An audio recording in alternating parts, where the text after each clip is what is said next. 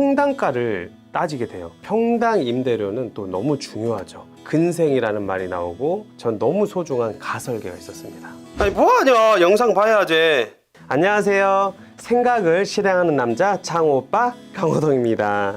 제가 여러분들의 건물주를 반드시 되게 해주려고 노력을 하고 있잖아요. 문제는 모르시는 단어들이나 이 건물주가 되는 아주 기초적인 프로세스, 필수 코스 프로세스와 용어 정리를 아주 제가 심플하게, 이지하게, 편하게 여러분들에게 알려드릴게요.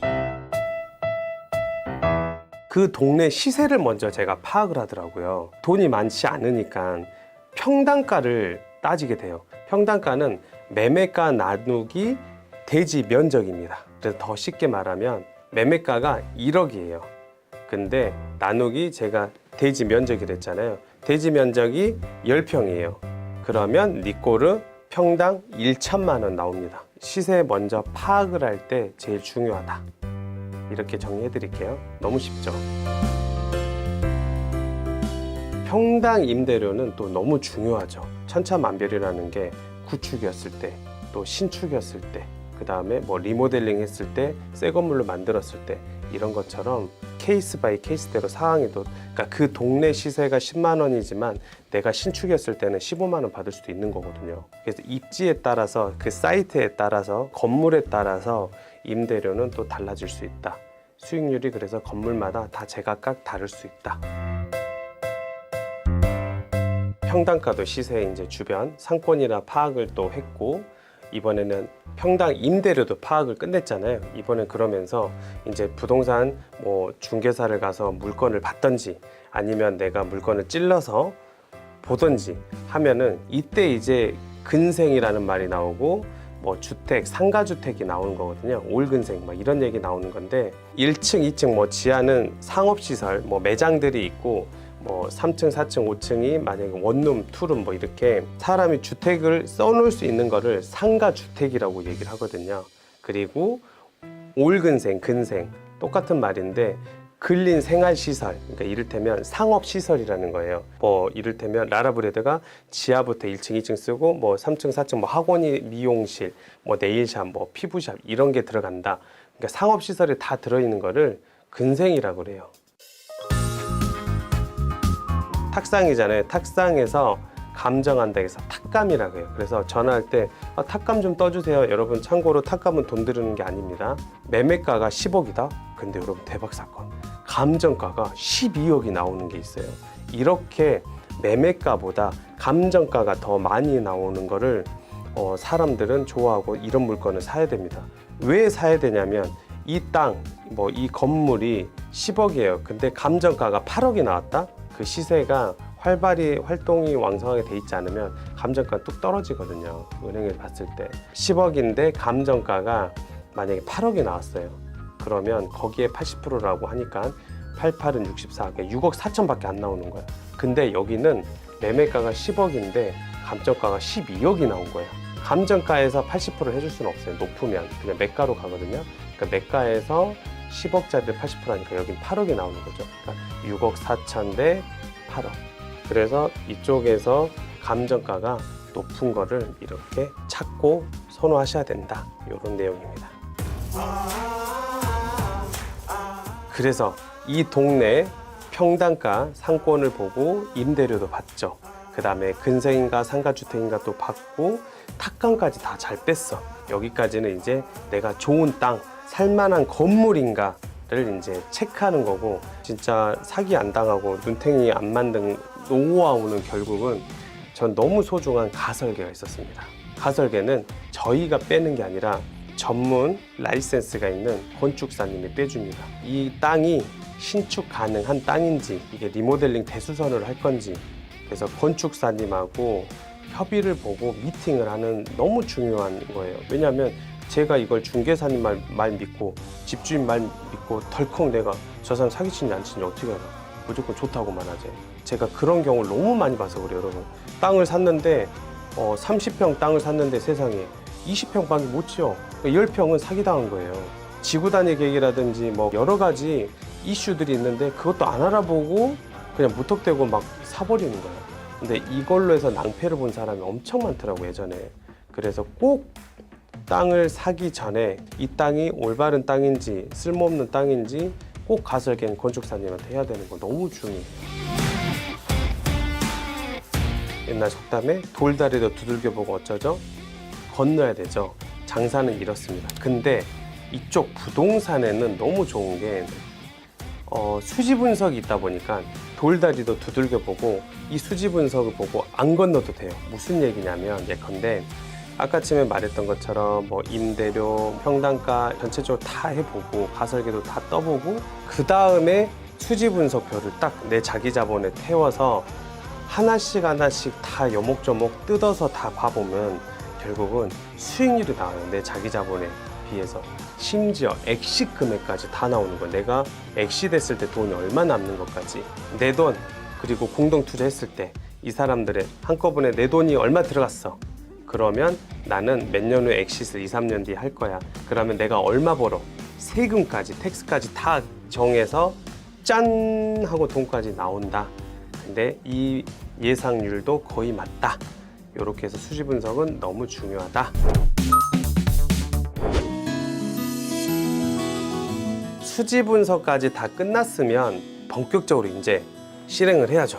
이 땅에 대해서 이제 계약 조건 하나씩 뜯어봐야죠. 용도 변경 쪽 상가주택을 이걸 올 근생으로 다시 이제 뭐 해체하면서 이렇게 서류 작업하는 것들, 그다음에 가장 이슈 명도, 탕암동도 1층을 명도를 기가 막히게 잘해서 쫓겨내보면 안 되잖아요. 저도 명도를 당했던 아픔이 있는 사람인데 아름답게 마무리를 했던 노하우 또 나중에 얘기해 드릴게요. 그래서 상암동 같은 경우도 여기도 명도를 제가 멋있게 해서 동네 사람들이 다 박수치고 떠났대요. 수지 분석 논리적으로 모든 게 완벽하게 끝났으면 결국은 그 계약 조건들 하나씩 부동산부터 있지만 또 조건 중에서는 또 명도, 그 다음에 하드웨어적인 거, 소프트웨어적인 계약서 말고 하드웨어적인 거, 철거, 시공 이런 거 시공비까지 거기에 다 들어간단 말이에요. 이 수지 분석에. 이런 계약 조건들이 또 너무 중요하다. XCC 말 그대로 EXIT 탈출하다잖아요. 매수를 했으면 또 매도가 있듯이 계속 매수만 할 수 없잖아요. 매도도 해야죠. 그리고 이걸 매도를 해서 우린 또 더 큰 걸 사야지. 그래서 그거를 매도한다 아니면 엑시트한다. 엑시트는 창업가들한테도 기업들을 운영을 했으면 엑시트한다고 표현하고 우리 건물도 팔 때 엑시트한다고 하거든요. 매도한다고도 말하고 이렇게 표현합니다. 그래서 수지 분석에 여기 엑시트도 당연히 들어가는 게 맞고요. 그러니까 상암동이 아주 기가 막힌 제가 자랑할 만한 하필이죠. 뒷집이 70평이었고 앞집이 30평이었는데 결국은 이거를 합쳐버리니까 앞땅이 6,800인 거야. 뒷집은 여러분 3,200이에요. 그러면 이걸 합필하면 뒷집 3,200짜리가 이렇게 해서 6,800짜리 신분 상승을 한 겁니다. 옛날 조선시대 말하면 노비가 마치 양반이 된 것 같은 이 전략은 디벨로퍼들이 정통적으로 돈을 벌었던 방식 중에 하나예요. 저는 그거를 따라해서 그래서 25, 26억 벌었다고 한 말이 이런 겁니다. 이거 하나만 기억해서. 그래서 그러면은 뒤에 싼 땅 있잖아요. 싼 땅들은 네. 합쳐주면 무조건 그 비싼 땅 가격이 그럼요. 그게 아예 그 두 개를 합쳐서의 평균가가 되는 게 아니고 완전 그냥 제일 비싼 그 땅으로 아예 흡수가 되죠. 그냥 아예 그냥 비싼 거. 그쵸. 단 그냥 가만히 놔둬서 그렇게 사는 게 아니라 제가 말했잖아요. 합필한다 했잖아요. 땅을 합친다고. 땅을 합치니까는 거기서 신축을 했을 때 앞쪽 땅의 시세를 받는 거예요. 왜냐면 봐보세요. 그 앞에 땅을 조그맣게 하나 남겨놓고 뒤에다 또 지을 건 아니잖아요. 앞에 땅부터 시작해서 땅을 지을 거 아니에요. 이렇게 합필이 되면 앞쪽 땅 시세에 적용을 받는다. 근데 모든 땅은 뒤쪽 땅이 더 싸요. 앞쪽 땅은 더 비싸고. 그러니까는 비싼 땅으로 한다. 그래서 이 노하우는 엄청 좋은 전략입니다. 더 쉽게 말씀드리고 싶은 거는 결국 두 필지를 한 필지로 이렇게 만들어내는 거죠. 그러니까 이 땅의 시세는 날라갔고 앞쪽 땅으로 시세를 이렇게 만들어내는 거죠. 요 용어는 건물주들이 많이 쓰는 용어예요. 렌트프리라고 말 그대로 월세 공짜.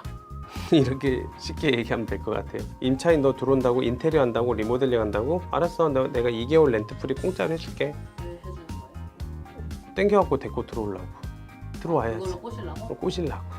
왜냐하면 임차인들은 월세가 계속 힘들고 무서운 거니까 그렇게 해서 꼬셔서 데리고 들어와야지.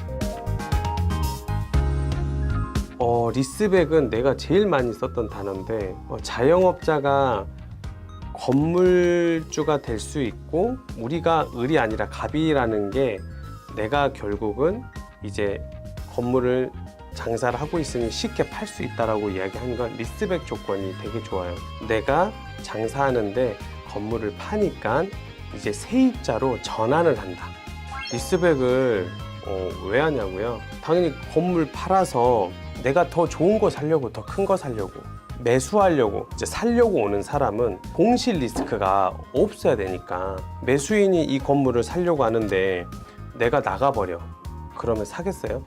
쉽게 말하면 감독님이 내 건물을 살려고 왔어요. 내 건물을 살려고 하는데 내가 나간다게.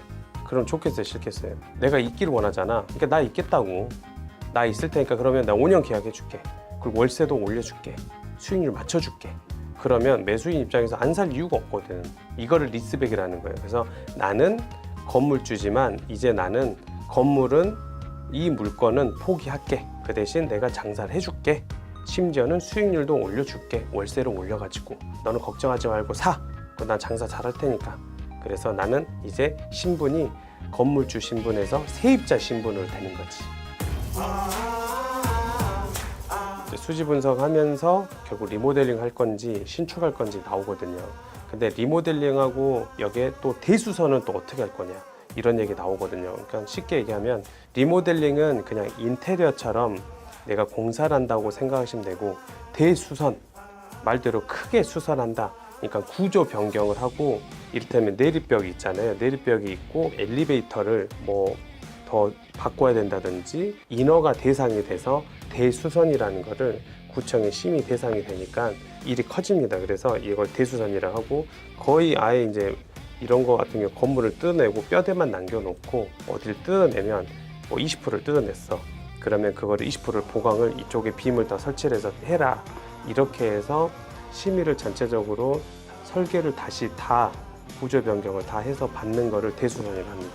리모델링은 대출이 나오는 게 좀 덜하고요. 예, 못 받을 수도 있고 덜할 수도 있고, 근데 대수선은 또 대출 받을 여지가 좀 많이 있습니다. 비용도 커지고 이러기 때문에 결국 대수선은 리모델링의 일원으로서 이를테면 신축을 안 할 거면 이제 리모델링이 들어가야 되는데, 여기서 구청에서 심의받고 인허가 대상이 아니면 가볍게 고칠 정도만 되면, 안에서 내부적으로 고칠 정도만 되면 리모델링이 되는데, 이걸 다 뜯어내고 엘리베이터를 설치를 한다든지 건축에서 모든 것들을 만들어내야 된다면 이거는 대수선을 해야 된다. 아따, 진짜 나도 건물주 되불란게. 이번 영상 건물주가 되실 분들 도움 많이 되셨죠? 뭐 알고는 있지만 나 그거는 모르고 있었어. 나 전혀 몰랐는데. 그러신 분들은 너무 유익하셨을 것 같고요. 좋아요, 댓글 이렇게 많이 남겨주세요. 그게 또 힘이 되고 어떻게 여러분들에게 또 잘 영상을 찍어야 될지 제가 도움되니까 많이 남겨주세요. 바이바이.